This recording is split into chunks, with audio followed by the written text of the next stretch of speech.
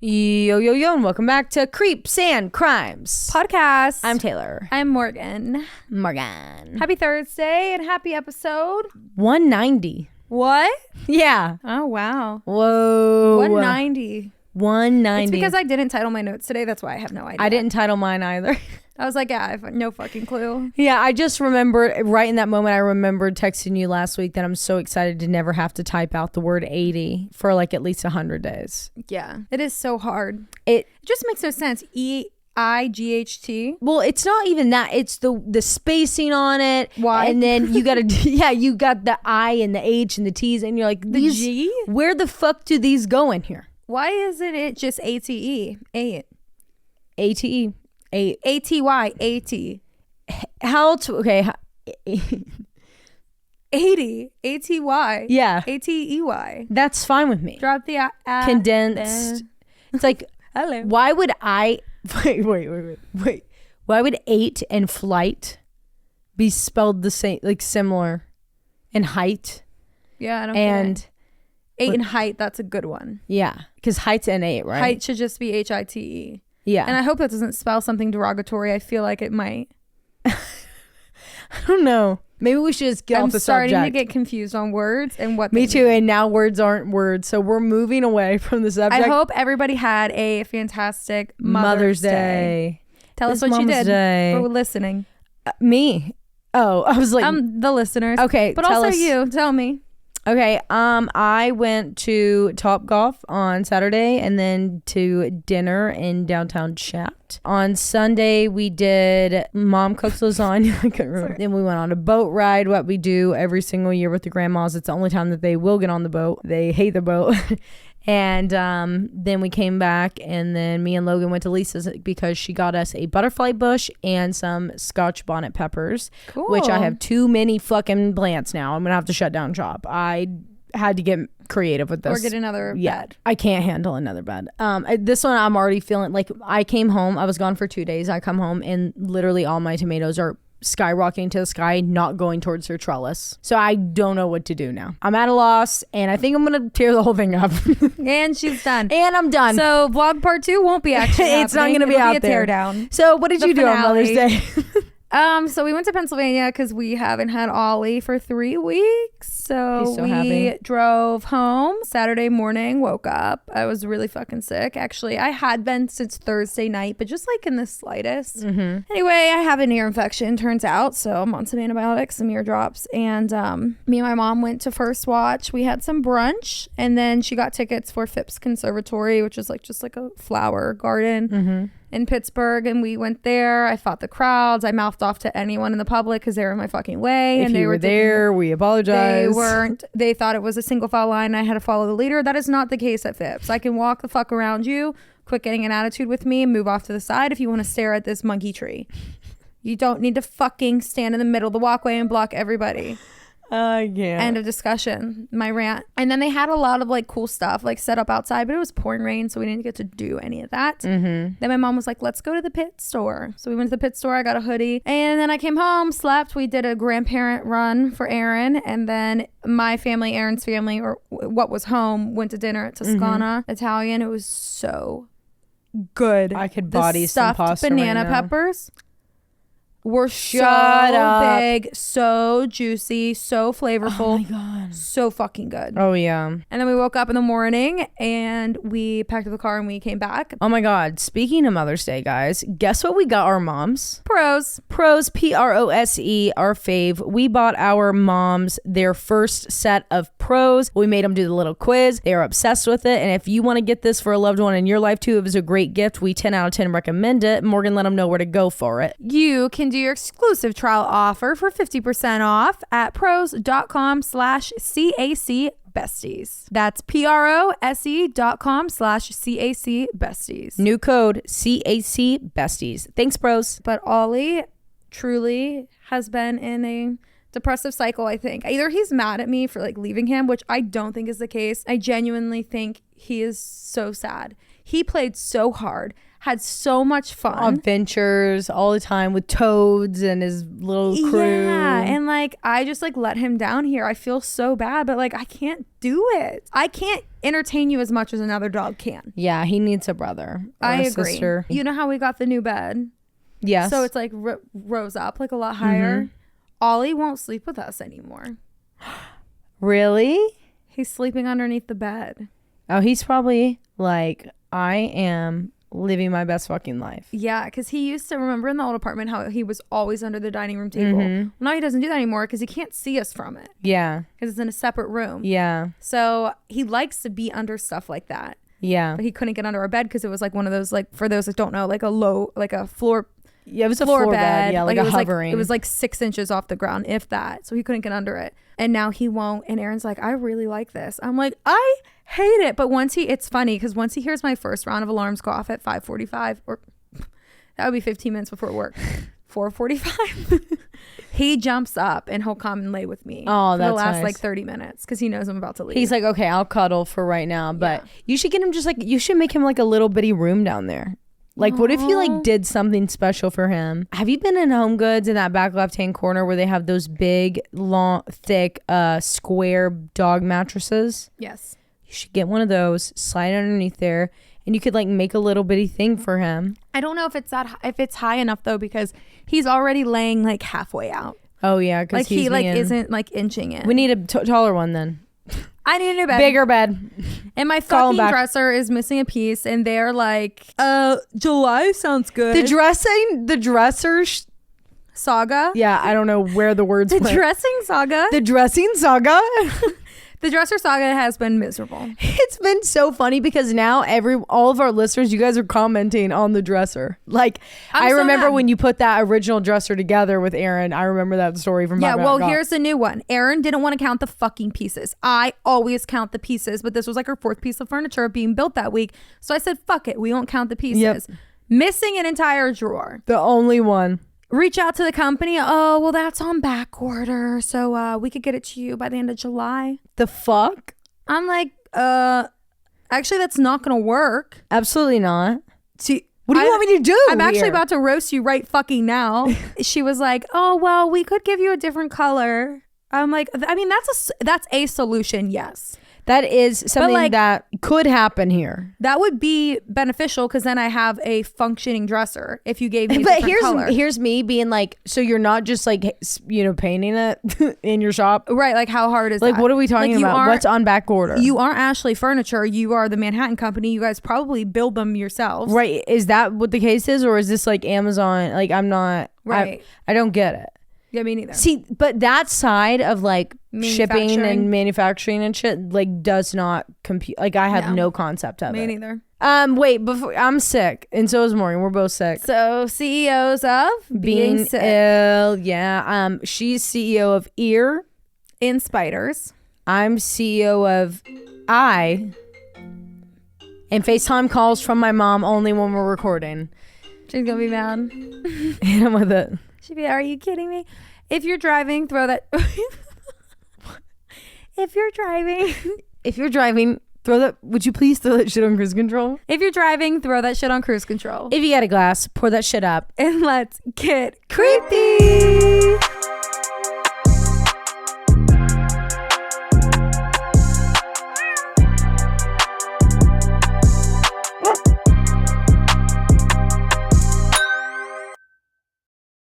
Morgie, before you start, let's tell them about the other day at Sono. So me, Taylar, and Madison, we are sitting at Sono and we're talking about, this is prior to the wedding. Yeah. We're talking the about other day prior to the wedding. ordering some honey love for the wedding. We got to get this in. We got to order. I need white. Taylar needs black.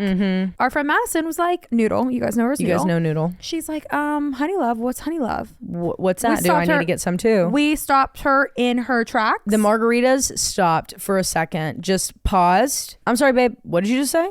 You don't know what honey love is? So we pulled that website up. We said, don't you worry. We'll take care of you. We're going to order right now. What do you want? What do you need? And basically what we love personally about Honey Love the most is their amazing bras, shapewear, and we even tried out their leggings. I've said it once, I'll say it a million more times. Their bras are so comfortable. I can't live without, but I was never able fully being like in a wedding and having to be in their shapewear all day long. Like from the time we got our makeup done at 8 a.m. Right. to the time that we went to bed at after midnight. I was in that shapewear all day long, and let me tell you, I didn't even feel like I had it on, but it was working. And it was going giving. to the bathroom was a breeze. It was a breeze. It was not like you had, like it was suffocating you to the point that you had to take, you couldn't take them off in the bathroom. Yeah, you could. And guess what? I didn't even have to because they have extra stretch down there on the bottom half that I could pull it to the side confidently. Yeah, it was incredible. Confidently, even during the reception. Honey Love's best-selling super power short is Taylar and I's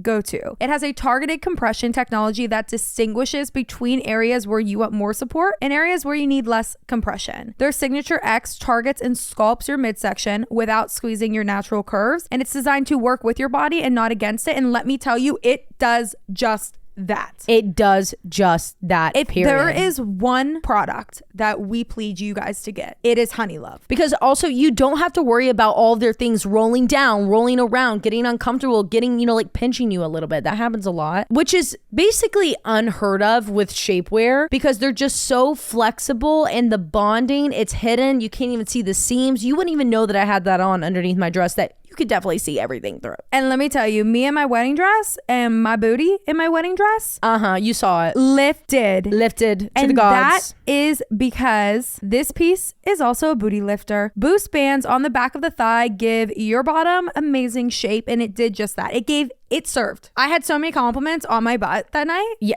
Your butt looked great. It looked great. Your butt looked great. The pictures, I'm like, that's not my booty. That's Honey Love booty. Exactly. That's Honey Love. So treat yourself to the best bras and the shapewear on the market and save 20% off at honeylove.com/creepsandcrimes. Use our exclusive link to get 20% off at honeylove.com/creepsandcrimes. And after you purchase, they're going to ask you, like, where did you hear about us? Now, babes, you got to let them know, please, that your besties sent you. So support our show by telling them that it was us, your besties, Creeps and Crimes, Morgan and T, your faves. The summer vibes are just getting started, honeys. So shape your life with Honey Love. Period. Okay, Morgie Poo, what do you got for us today? Okay, today I am talking about a story that stems from a 2011...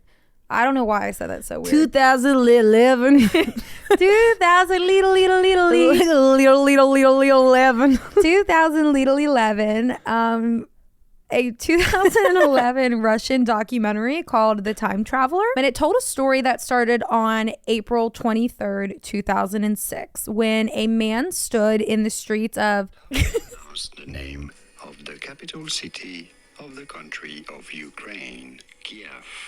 Okay, thank God for that guy. Thank God for that guy. And that, my friends, is why we mispronounce things. Yes. So there's a man standing in the streets of Kiev, Ukraine, and he is looking very confused. He's very anxious, and he's just standing there in the street staring up at this high rise. Okay. And again, this was in 2006. I'm sorry, what city? Oh, Kiev. I literally... Do I need to go back to howtopronounce.com? No, I don't. For some reason, I was like, we're in New York. We're in Ukraine, in Kiev. Passerbyers or witnesses said that they had just assumed he was just a tourist. He was probably lost, but he was very strange looking and also strange acting. Well, the fact that like all these people are even noticing him, like...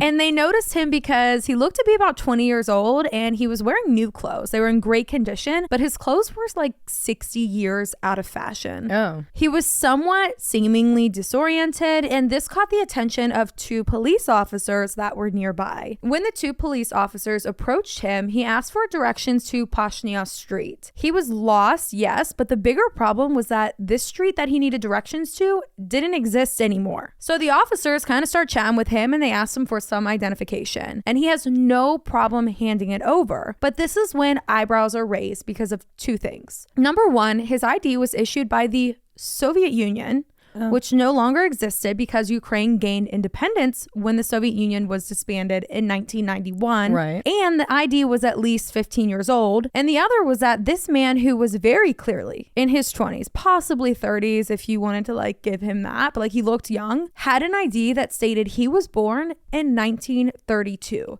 making him 74 years old. Oh, yeah, babe.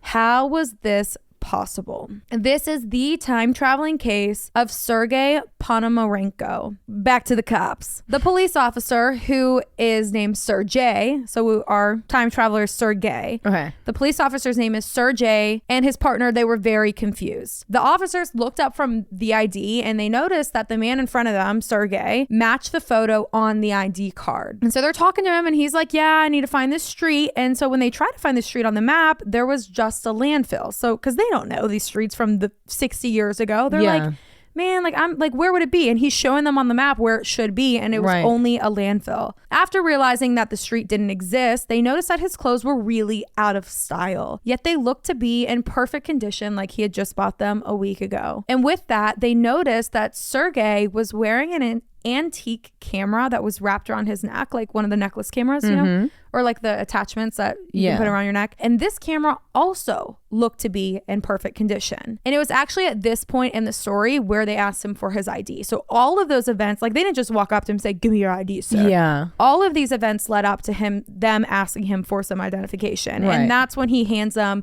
the Soviet Union ID papers that had his birthday as 1932. The officer said, according to the documentary where he was interviewed, quote, and this is translated, "What surprised me most was his identification papers. The papers were dated to 1958, but they were like new. It was a photograph that looked similar to this man, but I didn't understand how it could be him. I had assumed that this person was just out of his mind, and I had to get him to a psychiatrist." Alrighty then. Sergei obviously didn't want to see a psychiatrist because he knows his truth. Yeah. He's like, I'm not going to a fucking doctor. Just tell me where the street is. I gotta get back. He's like, what are you talking about? But the officer didn't really give him much of a choice. It was either that or being arrested for vagrancy. And I had to look up what this is. And it's just the state of living vacant or homelessness, aka displaced. Oh. According to Wikipedia. It's called vagrancy. The police then called a psychiatrist named Pablo Kritkov to interview Sergei. And when he arrives at his office, the receptionist said that he was very irritated. He was agitated. He's pissed the fuck off. He's like, I don't need to talk to this guy. I just need to go to the street. But they also said he was really nervous because he's confused.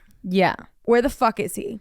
Well, I mean, imagine that if like everyone's acting fucking weird and you're like, am I crazy? And also think of like the viewpoint of psychiatrists in the 50s where he's saying he should be. Yeah. He terrified. Does not want to see a psychiatrist. No, absolutely not. In the Soviet Union. No, absolutely not. And I guess he kept looking at the receptionist's cell phone, just like staring at it and like wasn't like comprehending like what the fuck was in her hand. He didn't want to give up any of his belongings, not his camera, not his IDs, not his jacket. And they knew, quote, the receptionist said that he was going to be a difficult patient.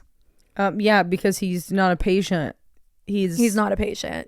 He's a man that was at the wrong place at the wrong time. He somehow ended up here. Yeah. So this doctor had, and I can't say his name, Kurtikov, I think it is, Kurtikov, something like that, Dr. K. Dr. K recorded this entire session, which took place on April 23rd, 2006. In this video, Sergei Ponomarenko said that his name was Sergei Valentinovich, or Vic, I don't know how to do that. I don't know how to do it either. Ponomarenko, and that he was born in Kiev on June 16th, 1932. But the man in front of Dr. K was not a 74-year-old man. He looked to be around 30 years old. He told him that he had came from 1958 just hours ago. And before he was in Kiev, he said that he was with his fiance named Valentina Kurish. They first took a picture together, and this is when he saw a UFO in the sky. So he's just recapping what happened a couple hours ago. So he's downtown Kiev. He's with his fiance Valentina. They snap a picture together on his camera, and they look up and they see something in the sky. And Sergei described this object as being bell-shaped and was flying in a strange way that he had never seen before. Okay. So he told the doctor that he thought he would be able to get a better look at it if he could take a picture of it. And that is when he suddenly found himself in 2006. Just like that. this would easily be thrown off by psychiatrists as just like a fantasy, or like he's disoriented, or he's in a psychosis.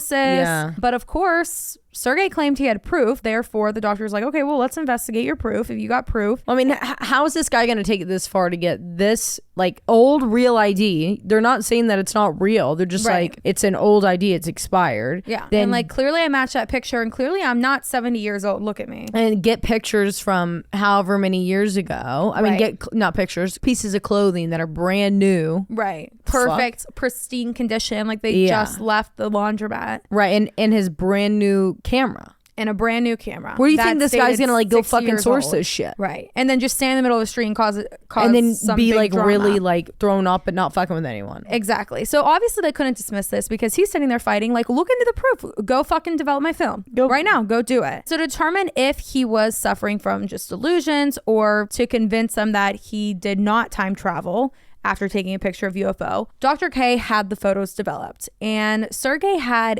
like I said, a very old vintage camera. And the film could not be developed using 21st century methods. Right. Therefore, an expert in photography had to be called in to develop this film. So his film was brought to a photographer named Vadim Posmer. Okay. And when Vadim was given this film to develop it, he was shocked because, well, this type of film had been discontinued since 1970. Oh. And he was surprised to see it, one, in 2006, and two, to see it in such good condition. Right. So good that it was really easy for him to develop. Wow. Like, it's not like he needed any extra tools, but like usually it's like degenerative and it's like just falling apart. Like, you're gonna have to scan it and do like, you know, digital surgery on the upgrades. film. Yeah, literally. Yeah. But it took him just a couple days to print off. Wow. 2 days later, after the photos had developed, Vadim had tried to contact the police. In his film were photographs of Kiev from the 1950s. There was an image of a woman who was about the same age as Sergei, and a photo of Sergei wearing the same outfit that he wore the day he ran into the police and the day he had the interview with Dr. K. But the most impressive picture was the bell-shaped UFO in the sky. Shit. Just as Sergei had described. This was enough to warrant a further investigation for the police. So on April 25th, 2006, so just 2 days after all of this had happened, Sergei Ponomarenko sat again in a recorded interview with Dr. K, and the doctor showed him these images that were developed off of his camera. And Sergei was basically like, yeah, duh, I told you. so literally what I said. And he was recorded saying, quote, I so far do not understand what this object, the UFO, is, and how something like that happened to me at the same moment when I took the picture, and when I went down to look at the camera and somehow ended up in this year, end quote. And again, that's translated from Russian to right. So when they finished talking their little interview with Sergei and Dr. K, their little interview, that one little bitty chit chat that they had, a little chitty chat, Sergei was seen on the security camera entering his room at the clinic. Okay. And he was never seen again. Where'd he go? You can see him from the hallway entering his room, but he is never captured exiting the room, and the windows had bars, making an escape out the window impossible. It was as if he simply disappeared. He off no-clipped. of Earth. Our man's no-clipped. Holy shit. So he was here in 2006 in Kiev for 2 days. Holy shit. And he was gone. Do we know that if he went back to his time, or where the fuck did he go? Let's find out. Like, does he have control over this? I have no idea what that man is up to, but I hope I run into him one day. I hope I can do that one day. If you can hear this, like, I don't know, like time travel, I'm sure you can like just like hear everything that you want to. If time travel has ever existed, it exists. And listen, I want you to pop in right here on camera. Right here. Right here. Don't hit our candle. We don't typically have this. We're feeling 5, 4, moody today. 3, 2, 1. Why did I think he was going to show? Like, Dude, I was like, actually, like, if someone pulled up like that, what if we heard this? On this window right here. I would actually shit my pants. I would hit the floor. No, we would not even open the curtain. We would run out the back of the house. Are you kidding me? Logan. We'd get in the car. No, we would even forget him. He'd be sitting here waiting on motherfucker to walk through. Why am I like waiting? No, I'm like actually anticipating it to happen. When you were little, did you ever used to do like Okay, I'm gonna count. I have this many things, and if I have a ghost in here, I want you to tell me how many to say, and I'll say it. And if I'm right, then I'll believe that you're real. I used to do that. See, shit. I used to do that with God. I mean, okay, I was too scared to say God, but it was not a ghost. It was with God. Do you think I want to know that the Holy Ghost is who I was messing with? I was also messing with the Holy Ghost. I was saying, if you are real, and I'd be in a car, I'd be like, show yourself. Show me a street sign that says strawberries. Yep. Yeah, and I would know what was there. I know. You know, like it's just, or I'd be like, okay, God, I have in my hand a handful of peanuts, and I'm gonna peanuts death to you. I have a handful of peanuts, and I'm gonna lay them out, and I'm gonna count them, and if there's 5, then you're real. 1, 2, 3, 4, 5. Hi. I'd be like, oh my God. Or I'd be like, 1, 2, 3, 4, 5, 6. Okay, God, I was just joking. Like, if it was wrong. Wait, I'm sorry. I'm still set in the car scene. I fucking did that shit too. I think it's like a universal experience for children. I think so too now. I'm really convinced. I used to sit in the car and like say I was leaving, I don't know, somewhere that was really familiar to me, like cheer practice or like school or something like that. I would close my eyes and I would try to map. Yep. I'd be like, I know exactly where I'm turning. Yep. Okay, I'm on that road, and I would be picturing things like through my eyes. Me too. And then I would be like, let me just check because I know that we're about to come up and on that. And then you'd open, you'd be like, oh my God. It was like the exact thing that you saw. Where I was, like, if I had goggles on in my head and I was like watching it, that's what it looked like. Yeah, that was one of my favorite things to do, actually. Mine too. And there was always this one bush that I'd be like, I know we're coming up on the bush now. And I would open my eyes. I did the same thing. I'd open my eyes right in that moment. Like, yeah. Why is every kid's Did life we the say same? it out loud to people, or did we just do it in our heads? I don't know. Like, why have I never had like a solo experience as like a child? And that makes me terrified, you know? Like, is it child imagination? Like, are we all wired to have the same imagination? We just don't talk about it because we're like, oh, like when I was a kid, I wouldn't be like, hey, let's do this game where we close our eyes. Maybe it's just like a pivotal, let's like see developmental if God's real thing. if I have 5 peanuts, even though I know I have them. 1, 2, 3, 4, 5. Yeah, like even though I literally picked them up, or if it would be wrong, I'd be like, God, I was just joking. I swear, I believe in you. I swear. I swear. No, but no, like you're so right. I guess it's like a developmental thing that we all do. Like we are testing ourselves constantly. But like, why did we all do the same shit? I don't know. It's weird. I never knew that anybody else did that. There's so much stuff I could think of like that. I know, me too. I'm just going to start writing them down when they come to me so that way I'll have them because I think of them randomly. Yeah. Okay. Sorry, I don't even know where you were. Back to our time traveler. Actually, I don't either. Okay. So he's gone. He is seen walking into this room. He's never seen coming out. And now the police have a missing person to find. So now they're really opening up an investigation into this man. So they start investigating the old ID records from the Soviet Union, and they verified that there, in fact, was a man named Sergei Ponomarenko from Kiev. Oh, shit. However, the reports indicate that Sergei Ponomarenko was officially declared missing in 1960. My ears ringing. He's going to knock on the door. I have chills. He's here. He's here. So the police did a little bit more of an investigation, and they start by looking for his fiancée, Valentina. Okay, where's Because Valentina? there's a good chance she's still alive. I mean, yeah, she's going to be what, like in her 70s? He would be 70, so yeah, she could be 70. She could be alive. Present day, 2006, they find the girl in the photos, Miss Valentina, and she is 74 years old. Fuck yes. When the police asked her about him, Sergei, she told them that her fiance, Sergei Ponomarenko, had indeed disappeared for a few days back in 1958. But Sergei returned. The last time Valentina saw her fiance was in 1970, when he disappeared again, but has yet to return to see her. So now we're looking at 36 years. It's like the time traveler's wife. Yeah. It seemed that, you know, maybe his last journey was just like a one-way ticket and he's stuck wherever he is. But it turns out that she also had the same exact photo that the police had of him and of those two together. Oh my God. That was developed on the film. But this is where the story gets even crazier, because not only did she have that photo, but she had another one that he gave to her in 1970, so 20 years after the photos that the police had developed from the 50s, even though it was in 2006, but they were from, he's saying 1952 or whatever it was, except this picture that she had, that he had given her in the 70s, bear with me here, timeline's crazy, was from the future, time-stamped 2050. Hold the fuck And it was a on. picture of Sergei outside of Kiev on a riverbank from 2050. And in this, you can see many skyscrapers, and in the back of it was a handwritten note. Dearest Valentina, everything is fine with me. I'll try to return when I can.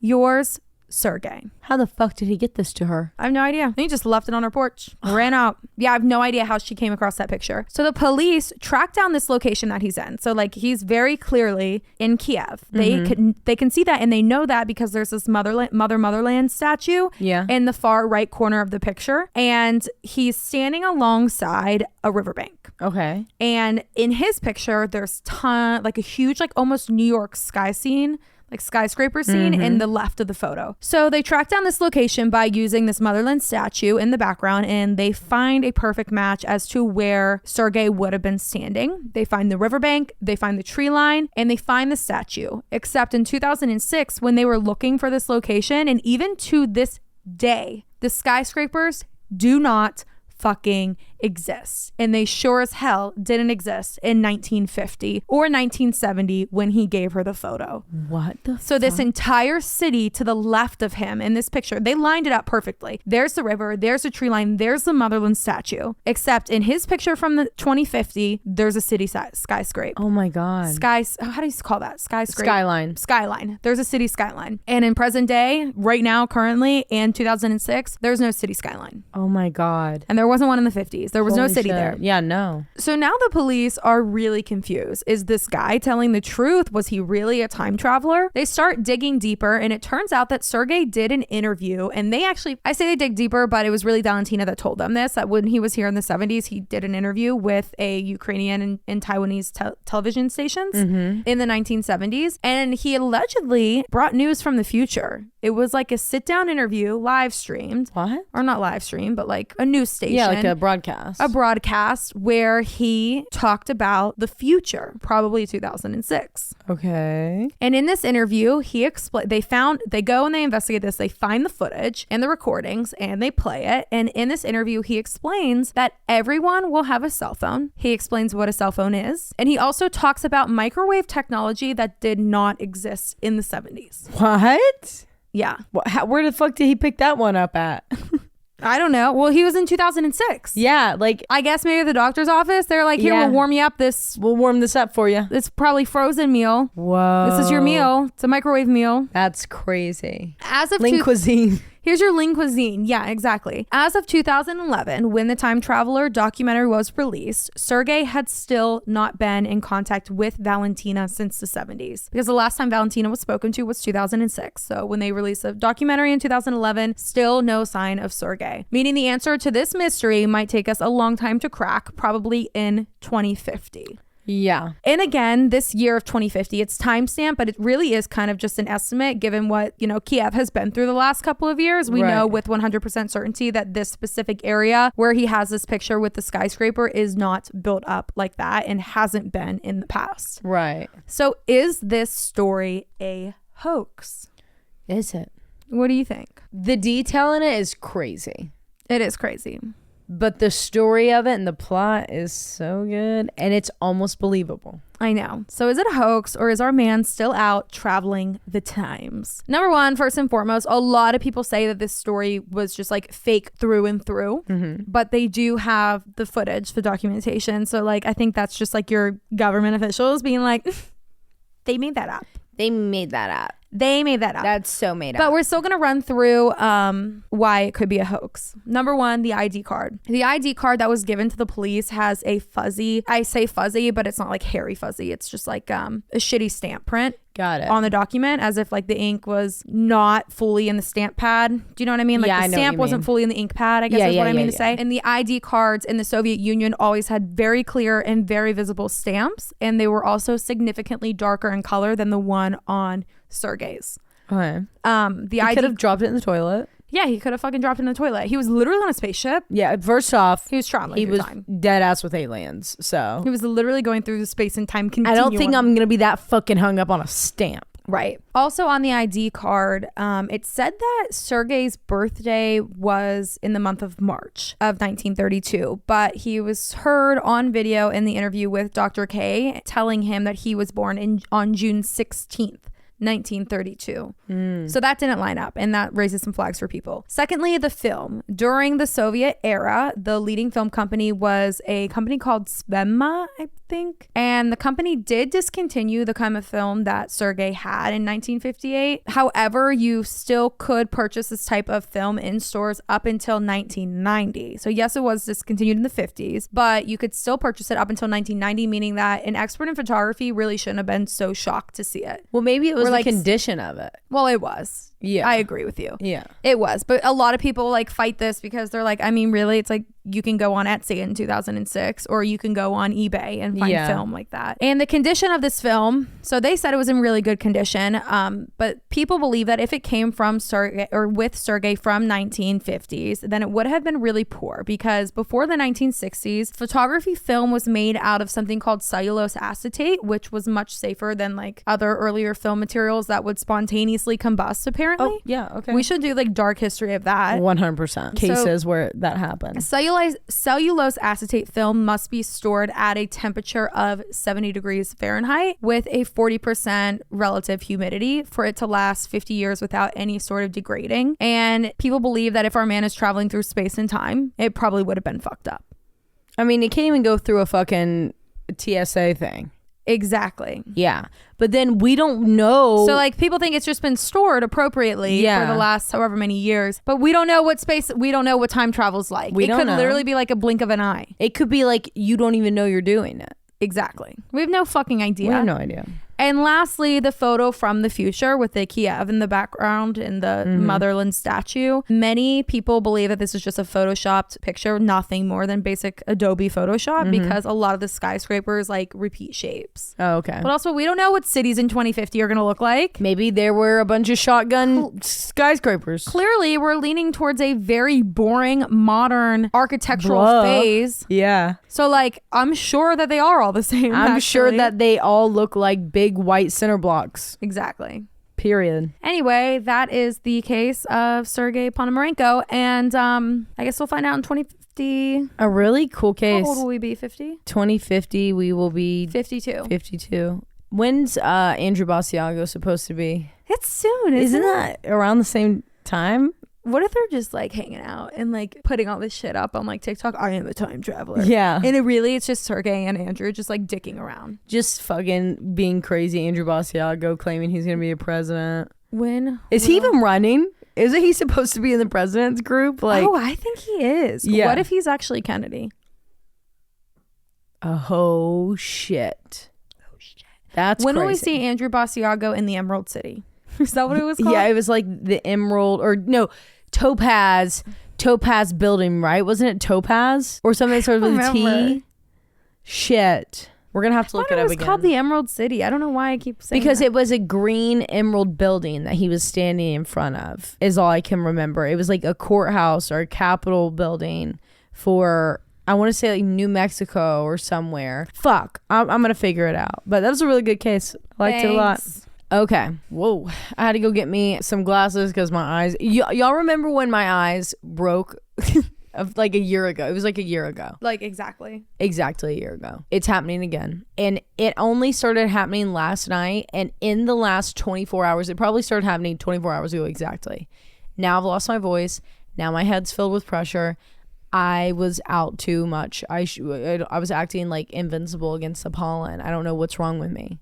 I think that I have a different theory. I think that Taylar and I are going through this dramatic change where we will get superpowers, and we can only pray for that. So it's no longer you. It's just allergies. It's your fucking superpowers coming in. Yeah, it's just your powers. It's just your powers loading. Don't worry about it. Okay, so that could be cute on merch. That could be. It's just allergies. Yeah, that could also be cute on merch. Okay. Reel it in. I got a case for you today. Let's hear it. It's from Hulu.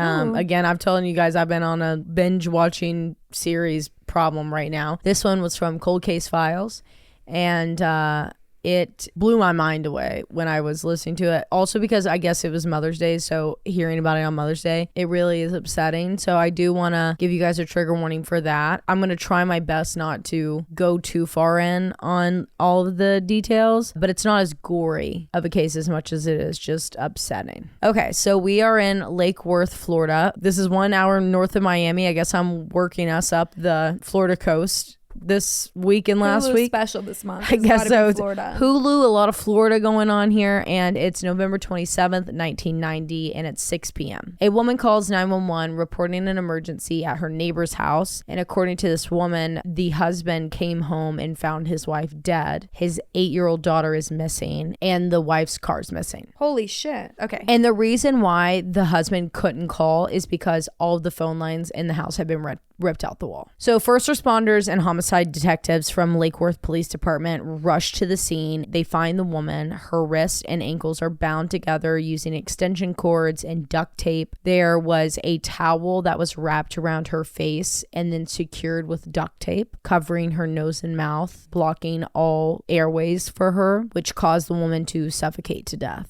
And the home had been completely ransacked, gone through. It was a wreck, and the victim was identified as being 26-year-old wife and mother of two, Minerva Cantu. So Minerva Cantu was originally from Brownsville, Texas. She met the love of her life, Furman Cantu, while they were in high school, and these high school sweethearts got married soon after graduation, and together they welcomed their first child, their daughter Jacina, into their lives. And not long after she was born in the early to mid 1980s, Minerva and Furman, along with several other family members, decided that it was time for them to leave Texas behind and move to South Florida for better career opportunities. So they settled down in the small coastal town of Lake Worth, Florida, where the Cantus flourished with their family, their friends, and welcomed their second child, their son, in 1988, whose name I was never able to fully confirm. But either way, life was great. Furman worked for a local tree service, and Minerva worked in Palm Beach for vital statistics, but her passion was jewelry. And this was something that her and Furman did together. They would make jewelry, and they would collect jewelry, and then they would every single weekend together load up their family, head out to the flea market, set up a booth, and they would sell all of Minerva's jewelry collections. That's really cute. Yeah, and this was just their little creative outlet that they did together as a family, and it just provided some extra income. That was kind of Minerva's life. She did what she had to do, but she always wanted to spend time with her family and be creative. She loved being a mother, a daughter, a sister, a friend. She truly was this matriarch for her family. She always opened her home for gatherings, celebrations, family meals. Everyone in her life described her to be this beautiful soul that they just loved so dearly. On that morning of Tuesday, November 27th, 1990, it was just like any other day.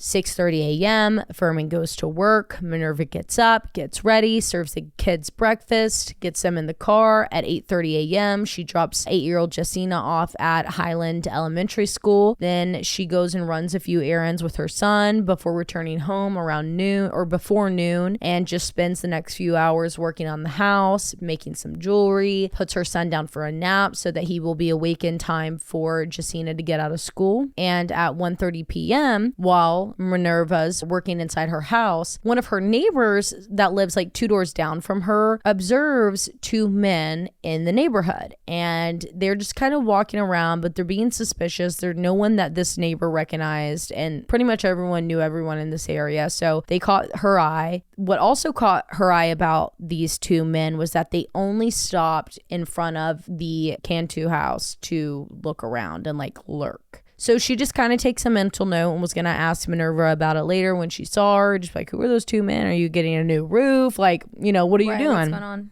What's going on? Well, those men kind of go out of sight, and then at 2 p.m., Minerva is talking on the phone with one of her best friends, and she's telling her friend, girl, I want to finish the story, but I got to get off the phone because I've got to go pick up Jacina for school. So I have to wake up my son, get him in the car, drive all the way there. I gots to go. Love you. So they hang up. 2:30 p.m., Jacina is released from school. She goes out to the pickup line. She's waiting on the curb for her mom, where she always did, but Minerva did not come to pick her up, leaving her to be the final child at pickup. Teachers took her inside and tried to contact the family, but they could not get through to any of the phone lines because, as we know now, they had been cut. They could not get through, so they just stayed with Jacina at the school waiting for someone to realize that she was there. 3:30 p.m. comes, and that same friend that Minerva said that she had to go to at 2 o'clock because she had to go pick up Jacina is driving by their side of town. So she's like, oh shit, maybe I'll just pull over and chat with her while she's getting ready for dinner and getting the kids settled so we can finish that conversation. So she drives by the house. It's 3:30, and she doesn't even pull in or slow down because she sees that Minerva's car is not there. So she just keeps driving. At 5:45 p.m., Firmin Cantu arrives home from work, and the second he's in his driveway, he realizes that his wife's Mercury Cougar is not there. Where's her car? She's always here. But then he also realizes that the door looks kind of weird, like it's not shut all the way. So when he enters the home, he realizes that it's not some fluke. Their house has been broken into. Something is wrong. Something is very wrong. So he rushes into the living room, which is like the next room off to the side. And that's where he discovers his wife, Minerva, lying on the ground, motionless and bound. Firmin immediately grabbed a knife and tried to free his wife from her bindings and take it off her face so that she could breathe, but he quickly realized that she was dead. Oh, that's terrible. Unfortunately, Firmin could not spend the amount of time that he would want to try and work on his wife because his next immediate thought is, oh my God, where the fuck are my kids? Right. So he jumps up from his wife and he begins plowing through the house into every single room in search for his son and daughter. And finally, in a crib in a very back bedroom, he was able to find their 18-month-old son. However, he was unable to locate their 8-year-old daughter, Jacina. As we know, she was at her elementary school waiting to be picked up, which someone was able to find out in all this chaos that was unfolding. And so they sent her older cousin to go pick her up, and then later was taken to her grandmother's house where she was safe, and they tried their best to keep her away from what was going on because they truly just like didn't know what to tell her. Right. Like, what do you say? They're also all in shock, just truly not being able to come to terms with the fact that this is their fucking reality right now. Like, why? What happened? Specifically, who investigators were mainly referring to that was like exhibiting this behavior was actually Firmin, because he truly was in like clinical shock. And that was from the time that they arrived on the scene to when he was screaming to tell his neighbor to call the 911 call. Well, and also so many emotions. He just found his wife bound, dead, couldn't find the baby, finds the baby, thinks his daughter has been kidnapped. Right. Like, that's a lot. And then is able to locate her. You're like, fuck. Okay, thank God. Fuck. Oh, okay, thank God. Right. Oh, fuck again, because this is all real. Yeah. Like, it's not like I'm solving every problem just because I got two positive things coming for me now. Like, the overarching horrific thing that's going on here is my house has been fucking burglarized and my wife is dead. Right. So he was essentially in denial and unable to accept what was going on, but wanting to do everything that he could to help. So in all, it just made him like nervous. Like, he was physically shaking the entire time, couldn't, get his words right, couldn't get his brain right. And police understood his shock because it just didn't make sense at first glance why such a loving and amazing person would be targeted, very clearly burglarized, tortured, and then killed like that.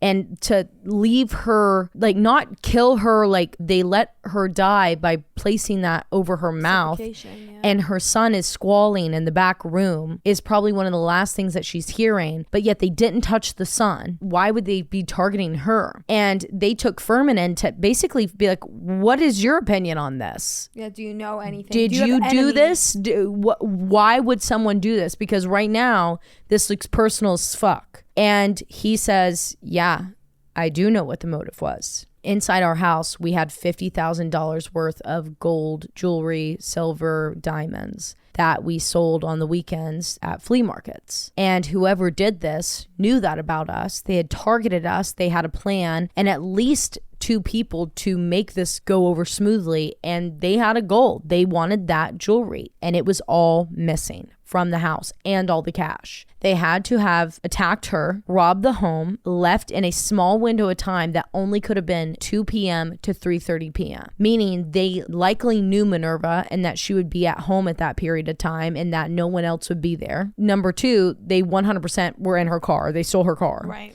Number 3, they knew that she had $50,000 worth of jewelry and cash, and they took it all. So first thing that Lake Worth Police Department does is they put out a bolo for Minerva's car with patrol officers just scouring the area looking for it on all the roads. And then they worked with Furman to get as many like details about what was missing of this jewelry and the cash and the diamonds and the gold and the silver and what was their stock basically on it, because they needed to send out all of these details to local retailers like pawn shops and thrift stores and shit, so that way they could get tags on them. And meanwhile, at the crime scene, forensics teams collected crucial pieces of physical evidence such as Minerva's clothing, the bindings, which was electrical cords, extension cords, duct tape, towel, the cord from a hairdryer, an iron. It's like they got stuff from around the house. All throughout the house. But the duct tape was not from the house. But they were able to get the duct tape that was wrapped around her. And they even took her fingernail clippings and they swabbed the underneaths of them because DNA was not a big thing at this point in time, but it was being discussed in the earliest stages. And just in case it could help in the future, they knew that they needed to collect this because the technology was actively developing. And investigators were already looking into those 2 men that the neighbor had saw at 1:30. Before they could go forward with looking into the guys that the neighbor saw and all that shit, the first thing that they had to do was go back to Furman. And they're like, look, not gonna lie, you're our number 1 suspect right now. And that's just how it has to be. That's how it always is. The first person the police look at always is the husband. Another reason for that is because he was the only one in the home other than their 18-month-old child when Minerva was found dead. Investigators were able to confirm that he was, in fact, at work. His employers and coworkers were like, he was with us the entire time. He drove straight home. The timing worked out. And then he also passed like polygraphs and stuff. So they just ruled him out pretty quickly, which thank God, because if they would have dragged that out, then this would have been fucking horrific. So 2 days later, after her discovery on November 29th, investigators got their first breakthrough in the case. And that was when Minerva's car was able to be located in an alleyway just a block and a half away from the house. And so they were like, this is our gold mine. But the issue also with that is it means that the person wasn't in the car for a long period of time. So the chances of them fucking up and leaving all the evidence behind are very slim, which is why investigators were frustrated but not surprised when the car gave them absolutely nothing at all. It was completely clean, wiped down.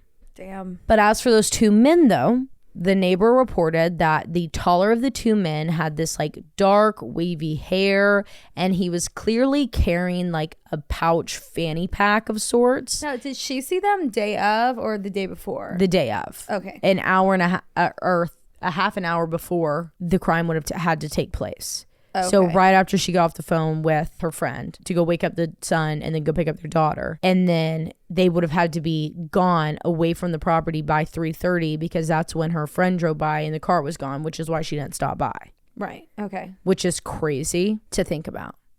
Yeah. I know. Like, what are the chances that she just like happened to be on that side of town? It was like a gut. Yeah, like I should just go over there. Gut and you're feeling like I she's should not go even over there, home. and then she was like, she let her head get. Yeah, she's like, she's not even home.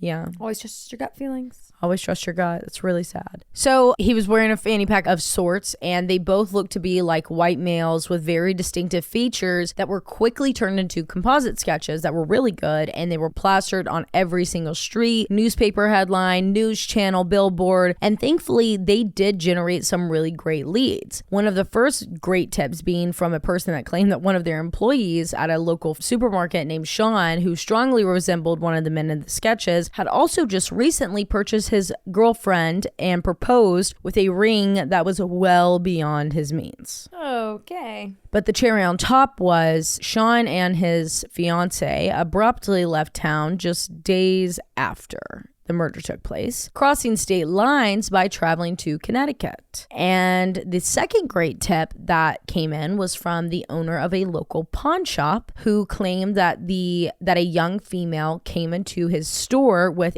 a bunch of gold charms that fit the descriptions of some of the jewelry that had been stolen from the Cantu's house. And he recognized this immediately. So the pawn shop owner began to like kind of pressure, like not pressure, but question the woman on these charms. Like, oh, I really like them a lot. Do you have any more? Like, where are they from? You know, do you know who the creator was? Are there any stampings on them? And as soon as he starts asking these questions, the girl starts getting really fucking antsy. She grabs her shit and she's like, you know what? I think I'm not going to, and like walks out. Yeah. So police begin to wonder if this was Sean and his new fiance, that maybe his fiance was the one that had gone in there. So they were able to quickly locate the couple and brought them in for questioning. And by that, I mean like extensively interrogated. Police took several photos of the ring that he had given his fiance and they take it to Furman immediately. And he says that that is not a ring that belonged to him or his wife. So they were ruled out. Plus, Sean and his fiance were cleared and had an alibi, so they were released. Their stories match completely. But good starting place. Yeah, means that we've got some stuff rolling. People are talking about it at least. Though this was a dead end with Sean, police didn't have to wait too long for their next lead to fall in their lap, because just after Minerva's funeral that took place on November 30th and she was laid to rest, investigators got a call from a neighboring police department that had this series of armed, large scale, like large reward robberies and burglaries going on in the area. But the one that they were specifically calling about was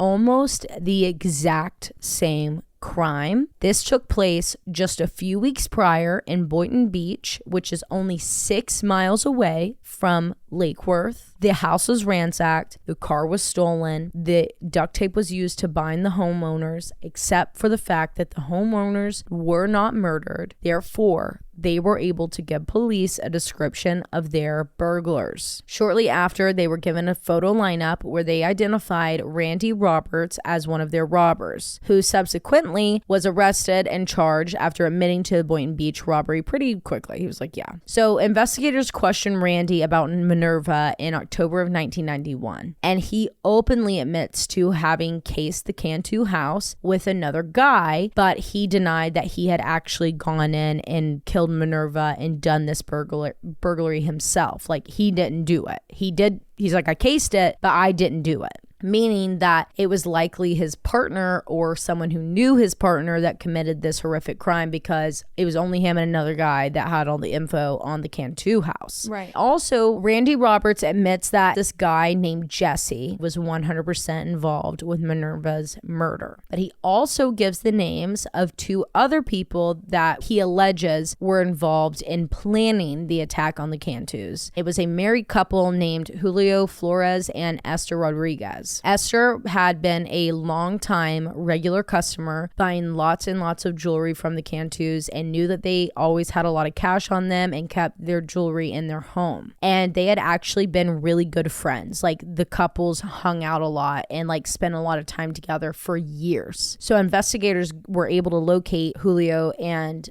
Esther, and they put some surveillance on them, tapping their phones, not going up to them directly. Right off the bat, it was clear that these 2 had some involvement, because their conversations on the phone 100% confirmed it. That they chatted endlessly. Chat, everything about the crime, about Minerva, about the Cantus, about Randy, about this Jesse dude. So they have him talking about it all the time. And even they knew exactly what had been taken and how much had been taken. And about Randy, they said, quote, I know it wasn't Randy that went in that day, because Minerva wouldn't have been killed. That's what Esther said. And then she continued, confirming once again that a person named Jesse was the one that had done it, by saying that he had messed up big time, and then made the comment that Minerva was literally trying to walk out the door when they walked in. Oh my God. That they just got there 2 seconds too early. They couldn't have just, I mean, obviously they were casing it out. They know that she has to pick up her daughter from school. Right. And that's why they said it had to have been Jesse that did it. He's the only one that would kill like that. He wanted to kill. It was clear that Esther had no idea that Minerva was going to be killed, and she was really angry and upset about it because, like I said, they were friends. However, there was absolutely no physical or concrete evidence that could prove that Julio and Esther were at all a part of the setup or hit. So they were able to be questioned, but they were quickly released because they essentially pled the fifth. They were like, we don't know what you're talking about. Wow. And I think they had illegally tabbed their phones, so that's why it couldn't be used. Yeah. And it's also, they had to do it probably illegally because they didn't even have enough to get a warrant to do that. And just hearsay. And just like that, the case went cold. I feel like I understand the legalities of like tapping phones and stuff, but also like if they do it illegal and they actually incriminate you, I feel like then it should be able to be used. I agree. But then it's like, I don't know. Here's my thing. I'm not doing any fuck shit, so I don't care. Yeah, me neither. You know, like, do whatever you want. Whatever you need. It's fine. My phone's tapped right now. Don't dox me or anything, but like. My phone's tapped because I said I was going to do something to the spiders in my mailbox. She did. And I'm tapped. And that's all right. You're tapped and it's fine. And God knows we're both tapped already. We're 100% We're flagged tapped. For sure. By the CIA. Yeah, 100%. They're like, they need to get the fuck out of here. They don't give a fuck about us. Anyways, so just like that, the case goes cold due to a severe lack of evidence and just having truly no one knew who this Jesse guy was. So years passed slow with no developments in the case at all, and the Cantu family was left trying to get used to this new normal. It wouldn't be until 2014 that Minerva's cold case was picked up again by a team of determined detectives to get her justice, with their first course of action being testing for any and all DNA on the preserved pieces of evidence that were collected at the scene 24 years earlier, such as the duct tape, the extension cords, and the towel that was used to bind and suffocate Minerva, along with her fingernail clippings and her t-shirt. It would take a long time for this, research to happen and come back with full results though. So in the meantime, investigators began re-interviewing everyone from back then. And their first people that they wanted to talk to was the now divorced couple, Julio and Esther. Immediately, Julio refuses to talk or cooperate with investigators, and they kind of are like, all right, he's going to be a dead end. But Esther, however, who we already knew had a lot of guilt and anger and sadness about Minerva being murdered, was a lot more willing to help investigators out. She didn't necessarily admit her involvement because, okay, let me make a note. So in the research that I did, I was trying to figure out what is going on behind the scenes of this, because what you're about to see us walk into is that everyone's really afraid of these people. Because what Esther says is literally in her recorded tape, and she's like, they're not going to see that this is me. Like, it's not going to say my name anywhere. Like, I'm not going to talk about it unless you can tell me right now no one can know what I'm saying. So she's really adamant on it. Julio's not even willing to give him a light of day. And there had been kind of conversations, like they knew about this weirdness all the way back from Randy Roberts, because he was also being weird about it. But you'll see it come full circle here in a bit, which is where I think it starts getting really fucking conspiracy theory. Okay. If you know what I mean. So, she doesn't necessarily admit her involvement because she's scared, but she does confess to knowing who had done this. And just like Randy, the only thing that she could recall is that his first name was Jesse, further explaining that no one really knew him and no one ever really saw him again because he immediately skipped town after Minerva's murder. Well, while also in this process, investigators are able to connect with this, quote, confidential, anonymous informant. Her? No. And I think this person could potentially have been someone in the house that day. But that's just my theory based on what you guys are about to learn here in a second. So I'm just going to get back to it. But I'm wanting to be really open with you about this, because when I watched the Hulu show about it and then I was reading about it, I'm like, why is no one fucking talking about this? Why is no one doing a whole, like, I found some shit on Reddit, but like not many people were discussing this part. So anyways, this informant explains that this informant and Randy had a mutual friend, and this friend gave them intel on several homes / potential victims that would have large sums of cash or gold, silver, diamonds, jewelry, in their home at a time. And that person gave them Minerva's information. So the informant and Randy cased the Cantu house, sitting outside for hours and hours and hours, learning everything about the family's routine, yet they never went forward with their plan for whatever reason. They believe that the hit was then handed off to the person that everyone is referring to as Jesse, and some allege a second person, which in my opinion is exactly what the evidence from the crime scene points to. Like, there had to be a second person involved in this, because first off, too quick of a turnaround. We said that there's two men that were seen outside the house literally 30 minutes before the time frame that she could have been attacked. They attacked her within 30 minutes. Technically, they had 25 minutes to get in and out. Rob the house. Right. Bind her, spend the time with duct tape. Bind her. They had to go through the whole house, get the hair dryer, the iron, the extension cords, pull them out the wall, take the phones and get all the stuff, put it in the car, take the car. What car did they drive? Were they dropped off? Right. So was there a second person that dropped the first person off and Jesse went in? Like, what? To me, the crime scene evidence alone points to the fact that there had to be another person, but this person says that it was only done by Jesse, and I think the only thing that could dispute that is DNA evidence. So on June 9th, 2016, investigators finally got their results from the DNA testing, and unfortunately the towel, the electrical cords, and even the duct tape were unable to positively identify any other DNA samples than Minerva's.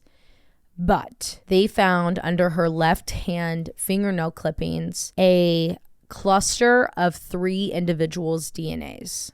3? So it's like a mixture, like kind of layered on each other. Okay. And this was also evident on Minerva's shirt that she was wearing that day. And one of the samples in the 3 belonged to Minerva. The second one belonged to an unidentified person that had no matches in the database at that time. And the third person's came back to possibly belonging to a man named Jaffer Negron. Investigators pulled a background check and analysis of Negron, only to discover that one of his well-known aliases was Jesse. Not to mention, he had a really long criminal history, which is how they learned that Jesse was living currently in Harnett County, North Carolina. So investigators reached out to the local sheriff's department and requested their assistance on getting him, to which they accepted. And the Harnett County Sheriff's Office assigned a task force dedicated to the surveillance of Jaffer Negron with the sole goal of getting a DNA sample so they could compare it and confirm. After several hours of this operation taking place, they were able to collect a discarded cigarette butt from Jaffer Negron, from which they were able to extract his DNA, comparing it with the sample from Minerva's nails and her shirt, and confirmed that Jaffer or Jesse Negron was their guy. He was the third sample. So immediately after learning this, investigators hopped on a plane from Florida to North Carolina, where the Harnett County Sheriff's Office already had him arrested and waiting for them in a police station interrogation room for when they walked off the plane. Detectives went in and they asked him if he knew Minerva or had ever heard about her or her murder or anything about it. He's like, can't recall, don't remember. Have you ever been around these people in your entire life, like in this area? And he's like, not that I can recall. And they're like, okay, cool. Well then, babe, that's really crazy, because why the fuck would your DNA be under her fingernails and on her shirt? Right. How'd that get there? He says, well, I told you I can't recall, so I guess if my DNA's there, quote, I guess I must have been there. Oh my God. So detectives say, cool, well, you're under arrest for the 26-year-old first-degree murder charge in the death of Minerva Cantu. On June 7th, 2019, 29 years after Minerva's murder and after 2 days of deliberations by the jury, sorry y'all, my throat is letting out on me. they had finally reached their verdict, and Jaffer Jesse Negron was found guilty for the first-degree murder of Minerva Cantu. He was sentenced to life in prison, and as for that second DNA sample / other person that to me would have to have been there to help, investigators claim that they have never gotten a match and that they hope that someday it'll pop up in the system. But my theory is that I think this confidential informant agreed to tell them everything and testify as a confidential anonymous informant in return for avoiding prosecution outright and maybe even being allowed to withhold his DNA from the database. And I don't know if this person maybe is involved in some like serious organized crime matters that go on behind the scene. That to have a deal like that, he had to have been a serious criminal. Like he this, or she or this they. would have had to be like someone who they truly needed, like that was an equal trade-off to them, which that would, I mean, I can't imagine what could possibly be an okay trade-off in a situation like this, like where a mother is murdered in her home with her child in the house with her and her other child's left at school. Yeah, he was a criminal. Yeah. So I think 100% this had to be a 2-person job. I think so too. And by the way, the sketch matches I didn't say this, that Jesse guy. Perfect. I mean, spitting image. It's kind of creepy. I don't know how the fuck they got that composite sketch. That's why I was like, it's a great composite sketch. And the second guy has a composite sketch out there, but no one's ever found him. Sure. And Jesse's adamant that he was alone. Wonder how the kids are. So they were interviewed on that case. Not they, Jacina was. And they were adopted by their grandmother, Minerva's mom, because Furman kind of couldn't recover fully from that trauma, and he needed help. And I think it was Minerva's mom that took over. He was still in their lives, but they lived, good lives. It was just she was really, really, really well spoken, and like everything she said about her mom was just so kind and really sweet. And I just felt so bad. Like, yeah, I couldn't imagine. I just couldn't imagine. Like, why did you choose to kill her this time when the last time you didn't? Like, why would you want to escalate? And she was walking out the door. She didn't even have to be there. You just wanted her to be there. Right, exactly. And you've been casing it. You knew what time she leaves to go pick up her daughter. You knew that her car was in the driveway. That's why you could have waited till she pulled out. She was seconds away. It just doesn't make sense. Yeah, you wanted to kill. So my question is who the fuck is this other person? Yeah, and I'd like to know why that too. And why do Esther and Julio were never convicted of anything, and they didn't even testify in court against him because they were so scared. So I'm missing out. We got why aren't multiple people being charged? Right, I'm not understanding. Like, this has got to be like a bigger thing. Right. But I couldn't find anything else on it. So I don't know. It's got to be like a string of burglaries. And it's got to be like way bigger than just, I mean, this area, like, that's like Palm Beach County, Palm County, you know what I'm saying? Palm Beach. Yeah. A lot of money just right around that area. Yeah. So yeah, these were smaller towns, but that could be where people were hiding out. And just in the meantime, we're making small hits. It's a really sad case. It's really awful. Maybe I'll get us the fuck out of Florida. That would be good. That'd be good. Maybe I can. I just can't believe you came home for Mother's Day and you read the description of that and you were like, I didn't know she was a mom. Play. You wanted to know what the name of the thing was?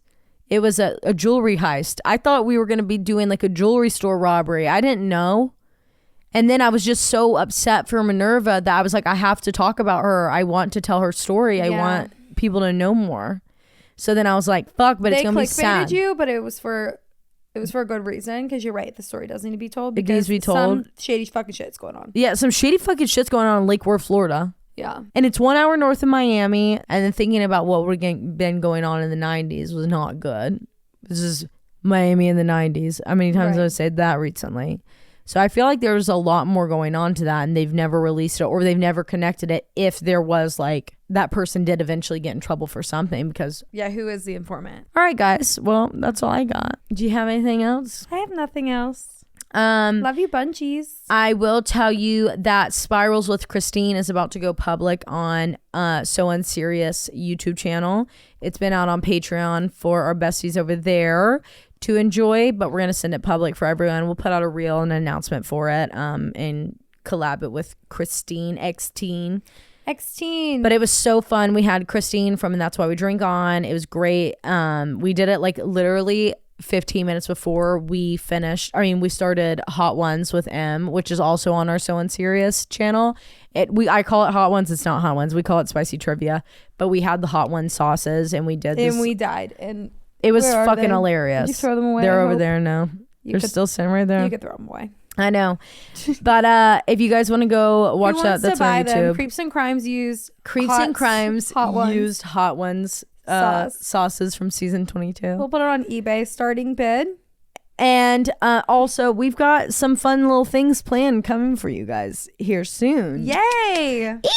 And if you were on my live, you might have saw me accidentally slip up and say something, but there's only 24 of you guys. So when were you on live? On Friday. On Friday I was on live, and I love when I go to the bathroom at work and I'm like, oh, Taylor's on live. Sometimes I pop in, but most of the time it never loads. So. Never loading back there. All right, guys. Well, thanks so much for joining us. I hope everyone enjoyed their Mother's Day. Love you. Love you. XOXO. Oh, and also happy belated Nurses Week. Yeah, and happy Hospital Week. Everyone fucking rocks. You guys are rock stars. Love you. Nurses are great. Backbone of the society. Go healthcare workers. Whoop whoop. Bye. And happy Teachers Week. Yes, we happy week to all employees. Happy week to everyone. Happy week to everyone. Happy week to everyone. Love you. Bye. Love you. Bye.